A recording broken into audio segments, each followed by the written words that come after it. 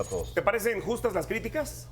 Pues es que yo creo que no son críticas, más bien es el análisis que se hace, ¿no? Críticas, no. O sea, crítica es cuando tú analizas el desempeño del juego y lo ves por el lado negativo, y no creo. Aquí simplemente se está señalando la parte en estos ensayos, la parte deportiva. Yo no creo que sean críticas, yo creo que más bien es análisis, ¿no? Señor Rafael Márquez Lugo, coincides con Alejandro Blanco, ¿cómo estás? Muy bien, Oscar, compañeros, en mi caso un abrazo. Sí, coincido, raro, pero coincido con él. No creo que, al menos de esta mesa y lo que he escuchado, creo que son críticas sobre tal vez los planteamientos, sobre el funcionamiento del equipo, haciendo un análisis de lo que vemos al final del día y también a lo mejor sobre sus declaraciones.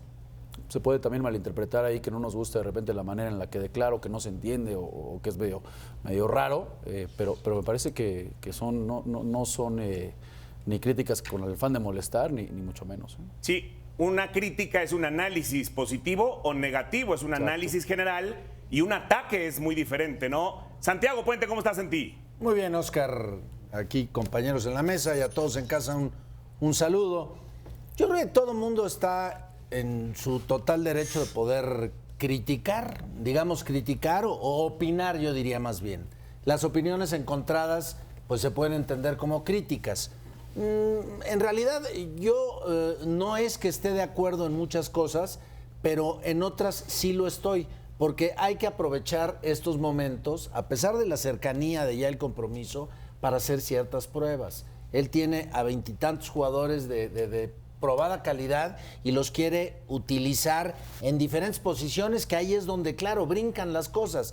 Yo lo criticaré en el momento en que lo siga haciendo, si es que lo continúa haciendo. Mientras tanto, me parece que fueron pruebas y después hubo ciertos ajustes y después hubo momentos donde se puede pensar que las características de determinado jugador te pueden funcionar en alguna otra posición. Claro que sí.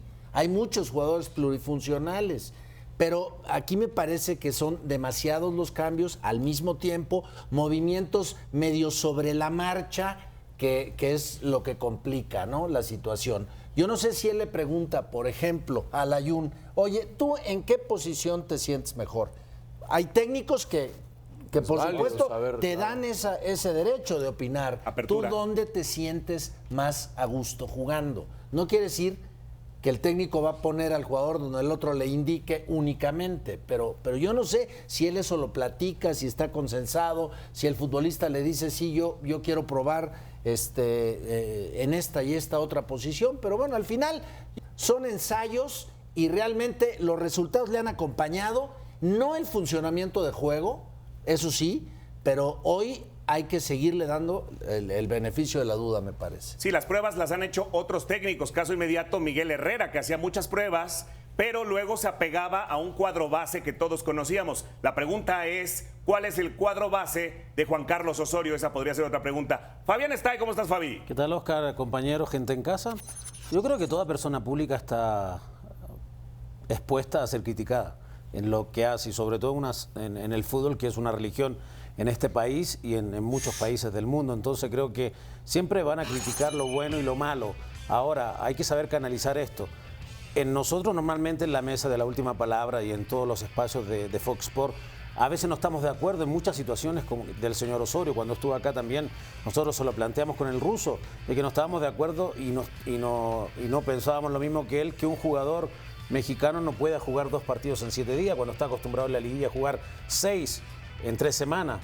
Y de ahí sale el campeón de fútbol mexicano y los jugadores normalmente lo pueden hacer. Hay un montón de situaciones tácticas que no entiendo, que de un partido de Uruguay, o sea, de Paraguay al partido contra Chile haga 10 cambios.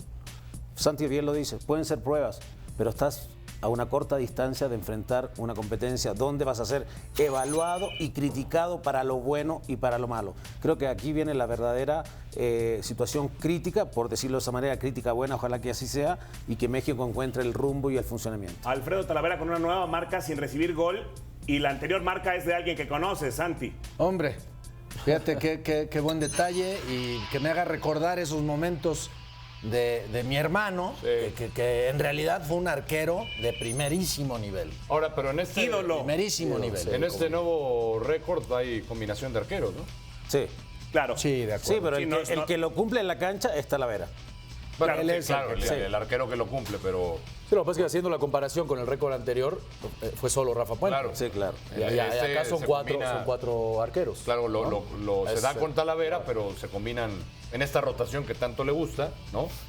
Diferentes nombres de los arqueros. Ahora, regresando al tema de Osorio, digo, en la mesa ponemos que los resultados importan, ¿no? Porque la gente dice, es que gana y lo siguen criticando, ¿no? O cuando pierde, que porque jugó mal. Gana, lo seguimos criticando. Y no es eso. La gente tiene que entender también que los técnicos, así lo decía Fabi, cuando declaran, cuando son personas públicas, cuando son directores técnicos y sobre todo de la selección mexicana, pues tienen mayor foco de atención. Entonces, cuando Osorio llega, y si no estoy equivocado, y recuérdenme, porque Osorio dijo que a él le importaban las formas y jugar bien. Sí, claro. Entonces, si uno analiza los 7 partidos, díganme en cuál jugó perfecto la selección mexicana. Nos vamos a encontrar varios pasajes en donde jugó bastante mal México. Claro. Y se encontró con los resultados. Pero entonces, que no me venga a decir que entonces las formas importan. Porque ayer no jugó bien el equipo. Dos cosas. Ayer ganó jugando feo. Ahí se cruzaron partidos de eliminatoria, que además él debuta en la eliminatoria mundialista. Pero si me preguntas a mí no me importa una victoria en un partido amistoso. A mí. Está bien. Y es que hay antecedentes. Si recordamos, yéndonos a la década de los 70, el tricolor que iba al Mundial de Argentina fue el rey de los amistosos y llegó para hacer la peor Copa del Mundo para una selección mexicana y quedar en el último lugar. Y si te vas al 98, Exacto. llegaba de una racha pésima de resultados con goleadas con un equipo como el Wolfsburg, que nadie lo conocía, y tuvo una de las mejores Copas del Mundo. La competencia es otra cosa. Y no, por supuesto. Ahora, si todo esto va encaminado a la otra pregunta que hacías, a decir, nadie sabe quién va a jugar. Bueno, nadie de los que estamos aquí.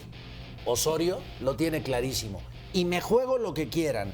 A que de la alineación ideal que sacaremos nosotros 7, 8 cinco, jugadores. 7 o 8 jugadores, yo diría hasta 9 seguramente, Van a estar. vamos a coincidir con los que pone el señor Osorio. Ayer destacábamos, Santi, que el único que repitió del partido contra Paraguay al de ayer fue Néstor Araujo, caso que salió en el segundo tiempo. En el medio tiempo, exactamente. Es un tema. O sea, es un tema muy...